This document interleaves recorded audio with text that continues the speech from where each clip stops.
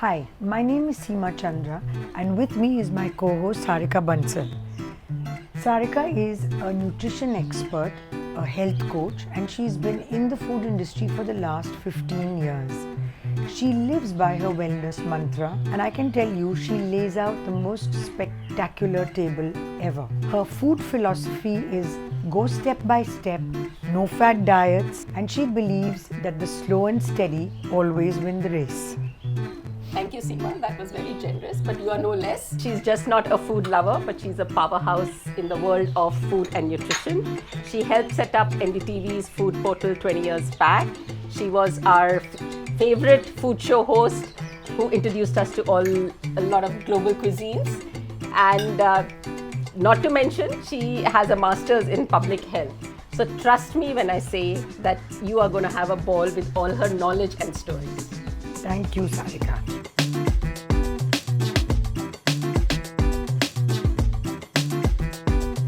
Today in Good Taste, let's continue with our menopause talk. We've already spoken about bone loss and muscle gain, muscle strength, and the next big thing is weight gain. And this weight gain, especially around the abdomen. Oh boy. So I have to tell you, as someone who has always been fairly conscious of her food habits and been active, I've never ever had an issue with weight gain, especially around the abdomen. Never. Even after I had my kids, I never had an issue. But post-menopause, it's hit me hard, Sarika. It just is unbelievable how suddenly, apropos nothing, not that the diets change, you're still trying to be as active as ever, there is weight gain around the abdomen, which is your adipose tissue. And it is again linked to menopause, and that makes me feel so much better because you know then that you're not doing anything drastically wrong, or it's not about any fault of yours. Yeah. It is the hormonal changes, it is the lack of estrogen in your body overnight. Yeah. And in my case, I'd like to add, because I had a hysterectomy, it was overnight. There was no slow pattern, no question. So your body didn't get time to get used to the menopause phase. And again, nobody talks about it. You go online, I follow so many OBGYNs, they will all talk about menopause, perimenopause, premenopause. What about when you have a hysterectomy?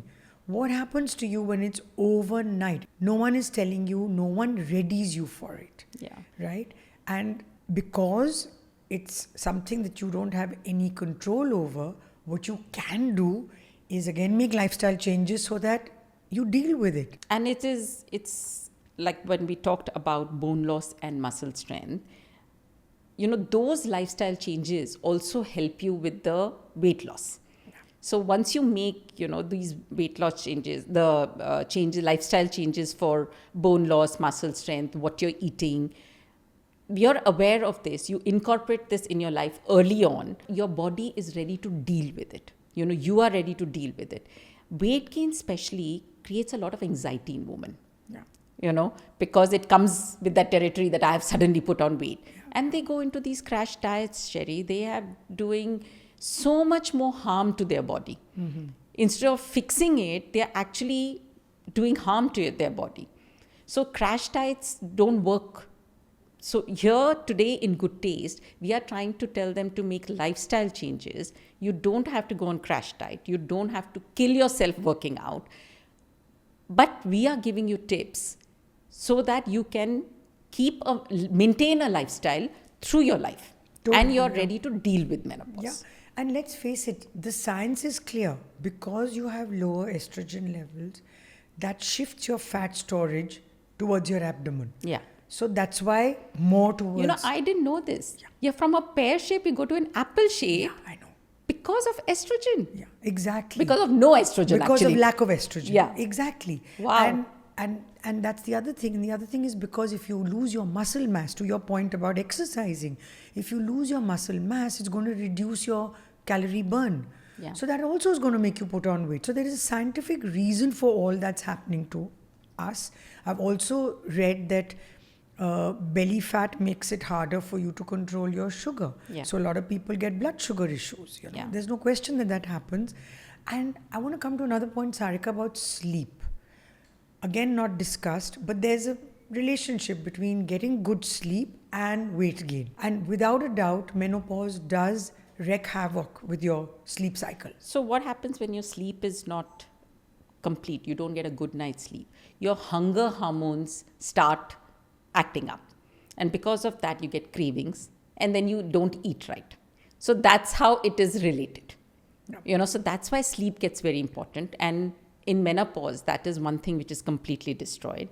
Stress. Because of stress, there's extra cortisol. And cortisol, if there's extra cortisol, you will gain weight. That's another thing. So what can we do, Sherry? We come back to the original things, like you said. We come back to the fact that for this weight gain in menopause, you got to do your strength training. You got to keep your muscle mass as strong as possible. Yeah. One of the things, and you have to have protein. Yeah. Like we discussed last time. The fourth thing that a lot of people don't stress on is the intake of fiber and the importance of intake of fiber. Again, something I've learned the hard way. No doctor that you'll go to, they'll prescribe you stuff. They're not going to tell you, buddy, keep your fiber going because it's going to get hit. And if your digestion is not great, you're going to get belly bloating. Yeah.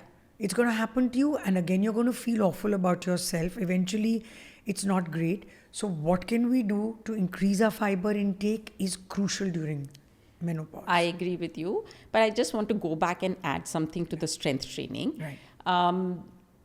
Like we had talked in our other episode, that start slowly. What I want to add is that try and work all your body parts. So try and keep your strength training to at least 2 to 3 times a day, and do not 2 to 3 times a week. Sorry, Right. No worries. And not do it every day also. People go nuts and they're trying to do every day. So you do not give your body time to rest. And that can be detrimental. And I have to tell you an example on this. So, I go on these treks, and a very big, tough trek was coming up. So I decided I have to, get ready for it.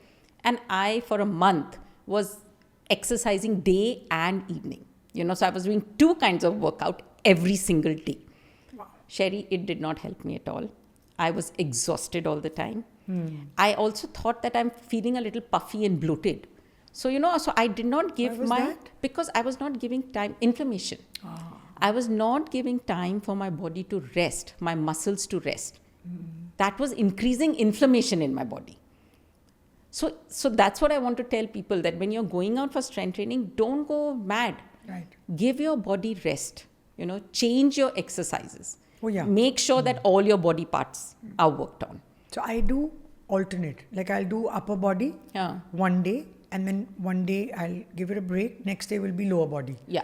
And when I say upper body, lower body, it's not like I don't do lower body. Yeah. But the focus is Focuses. upper body. So if it's light weights, it'll be upper body, and then I give it rest. One crucial thing I want to add here, I'm so glad you spoke about this, is when you're lifting weights, you have to do stretching exercises before you finish. Very good point, Sherry. Otherwise, you're done in. Yeah. You don't stretch. And when I mean stretch, I don't mean just stretching sideways. No. Go online, look at stretching exercises. It is crucial to stretch properly, every part. Because again, it's all about balance, but you need the stretches. I didn't know that you've got to spend at least 5 to 7 minutes stretching properly every bit before you call it a day. Before and after. Before and after. For sure. Yeah. So important, which is stretching. So do your light weights. Yeah. Even if it's 1 point, I'm not embarrassed to say this, I started with 1 kilo dumbbells. Yeah. It's fine. It's fine. For my frame, I started with 1. Yeah. Now I'm down to, I went up to 2.5. As of last week, it's gone up to 3. Oh, yay. However, That's great. I feel strain when I'm doing, say, with both hands, the deadlifts. Yeah. If I'm doing with 3 kgs each. Every time you feel the strain, stop. Yeah. I don't want to push it, because otherwise I'm going to injure myself, and then I'll be back to zero. So that's what I said. Form is very important. So do not just pick the weights and start doing it yourself. There is a special way of doing it. Make sure somebody is watching you. At least get a few classes, so you know what's the right form. Yeah. Other thing is, don't make it as a punishment. Do fun activities. You don't want to go to a gym, that's fine. You don't have to go to a gym. Do classes, do something with a friend, get a rope in a friend. And they say couples exercising together, live happy together or longer or whatever. So do it with your husband, your partner. Yeah. So just make it fun. Don't keep this thing in your head that, oh my God, I have to exercise, And talking about, Sarika, weight bearing, I just want to recap this, that one of the things that I find easy to do, we all travel a lot, and I feel a little, stressed sometimes that, hey, I'm traveling and I've not done my weights. You're not going to really go. How many of us are motivated to go to a gym when you're traveling? You can't, and you can't find weights. So what I end up doing is carrying my resistant bands. You carry the resistant band, literally if you can find a pole, and I'm going to repeat myself here, put the resistant band around the pole, look for exercises online. You can do, resistance for your legs, for your upper body. One of the areas, again, for menopausal, postmenopausal women, I will say, is hips. So many fractures happen, hip fractures happen. If your DEXA scan is showing, which is your bone mineral density scan, if it's showing that your hips are osteoporotic or osteopenia, what you can start doing is, I do resistance hip training. Yeah. With the resistant band, you focus on the hip area. Why am I doing it? Because I want my hips to become a little stronger, so that if tomorrow, as one will age and there will be loss of bone density, I can keep the hips strong. Yeah. So all of us will have different problem areas. Yeah. Right? When you go for the DEXA, you see your lumbar, you see your spine, you see your lower body, upper body. It would be a good idea to kind of analyze which part of your body needs more work. Yeah, but in general, just work all your body parts, because not everybody is getting a DEXA. So, so just work all your body parts. Yeah. And that'll just keep you healthy, I think. So we all have to be as disciplined. Oh, yeah. Yes, as disciplined. It has to be consistent, whatever you do. And I want I want a little guidance from you here when I talked about fiber intake. Okay, one thing is to have extra fiber. You have your ESOP goals and whatever you get. But in your regular diet, how can I up my fiber intake? Because you told me and introduced me years ago to chia seeds. Yeah. And it's been a game changer for me. Yeah. I have them every day in my coconut water, and I cannot thank you enough. I was just going to come to chia. The moment you said fiber, for me, it was chia, Yeah. I mean, you can eat oats. They say oats is good, but, you have to eat a lot of quantity to get the amount of fiber that we need. So slowly add, like instead of eating like 50 grams or something of oats, which is very difficult to eat in one sitting, add 1/4, you can have 1/4 cup of oats, add 1 tablespoon of chia in it. So chia not only gives you fiber, it is very high in protein, and it is very, very high in calcium, which people don't know. So you're getting a lot from this little tiny seed. The way to eat it is you have to soak it. So it's kind of becomes gelatinous. And then you can add, like I had told you, coconut water. I make a chia pudding, which is again very yummy. Me and coconut milk. So it's chia pudding with coconut milk. The key is to whisk it very nicely, because then that makes it more gelatinous, and then it's easier to eat. And you put your flavoring, like you can put some maple syrup, put some vanilla, let it be in the fridge for a couple of hours, and then you top it up with the fruit you like. It's just so nice. It's such an easy dessert, and you're eating chia, you're eating something healthy, and your sugar cravings is kind of gone. So very easy to, I love it. But Sarika, here one other thing. I hear you when you say that you cannot possibly keep having extra fiber. So my mantra for decades has just been, stay away from white flour. Yeah. That itself will increase your fiber intake. So whether it's the bread you're having, whether it's the biscuits you're having, and my favorite here is my ragi cookies. You talked about calcium. That's one way I sneak in high calcium into my diet, especially post-menopause. Now, back again. Yeah. You have ragi cookies, you're eating ragi, you're increasing your calcium, and that's going to be great for your bones. Yeah. Rather than, just relying on, supplements alone. Yeah. You certainly can increase that. And I think if your digestion is good, Yeah. it's half the battle won. 100%. Again, it all becomes gut microbiome, inflammation, and everything is a result of too much inflammation in our body. Which So again, which means what?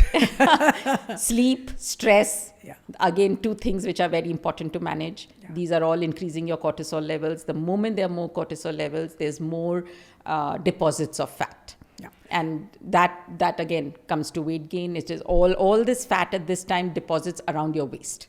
And then we come back to our favorite topic, which is that you do have to limit your processed foods, your Yeah. sugars and your carbs. You cannot go crazy over it. One thing I would like to mention, Sarika, is that because so many women are very, very busy and low on time, one of the things we discussed last episode, and I'd like to recap that for your bone mineral density, is to do weight bearing exercises, right? Again, for people out there who cannot do weight bearing or do not have time to exercise, a simple thing that I've started incorporating is I have weights that I put on my ankle weights, and now on Amazon you even get ankle weighted vests. Wear a weighted vest. Of course, I'm again saying I'm not a doctor here. Check it out with your doctor or your gynecologist. Wear your ankle weights, and I just roam around the house for an hour. Or when I finished doing my aerobics, I just keep my ankle weights on. I even do my aerobics with the ankle weight. So what am I doing? The weight bearing has become more weight. Yeah. Very simple to do. Walk around the house. It's weight bearing out there. I just keep thinking about how important it is so that our bones stay strong. So all the women out there who don't have time, go and invest in this, and you can just at least start with that. So I think what is important is there are lot of things which you can do. And whether you have time, you don't have time, it's not about joining a gym. I myself hate going to gyms. So I never promote gyms. Here. Yeah. I never promote gyms. I find it very boring, So it's not about going to a gym. Yeah. You just have to figure out what works for you, what time works for you. There is no time. You don't have to say, I'm going to do it only in the morning, or exercise is done only in the morning. No, do it any time of the day. It's important that you do it rather than getting fixated on a time that, my mornings are busy, so I can't do exercise. And start small, stay consistent, eat right. These are all connected. Yeah. And they will all help you, figure out your body, what is working for you, and it'll help you with your bone strengthening, muscle strengthening, and reduce your weight. Totally. I get you, and I think between these two episodes, we've pretty much wrapped up for women, again, steering clear from the medical aspects of menopause and what it does. These are the lifestyle changes that we can make. Strength training, exercise, weight bearing, good diet, and you've given lots and lots of examples of how we can increase the protein in our diet. There's talk of having magnesium and having supplements. Again, as I said, we don't want to go down that territory. Yeah. Everything these days is controversial. Should you have magnesium? Should you not? Which magnesium? When? We don't want to sit and start prescribing that. But through your diet, if you can make these modifications, there's a lot you can do. And most importantly, I think talk to other women about what you're going through, because it helps a lot. It makes you feel you're not alone. You're not alone. And the fact that, as I said, when I started buying jeans which were a size bigger, and I was like, good gosh, what is suddenly happening? It's all right. It's okay. It's going to happen to you. Suddenly you accept it. You learn to deal with it. And like you said, then you're not stressed about it. Yeah. And then you sleep better, which we all need to do. So I think we've done a lot in Good Taste about it. And we're going to come back with a lot more. So this is it for In Good Taste today. Eat smart, live well, and always keep it in good taste.